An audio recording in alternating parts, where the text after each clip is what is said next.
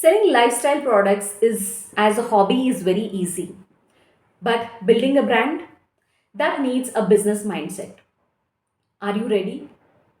Many women post their lifestyle products like candles, saris, kurtis, multiple products online and keep scrolling and keep waiting and hoping that business will come without proper planning, without proper posting, no pricing plan, no targets. And they say business isn't happening. It's not that the business is failing, but it's the mindset that you need to change. You should have a mindset of a business and not as a hobby. That is the main difference between the struggle and success. For this, you need to have three mindset shifts.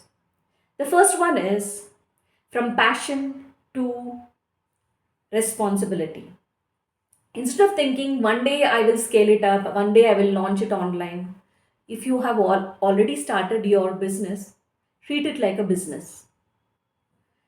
Second one, from sales shy to sales confidence.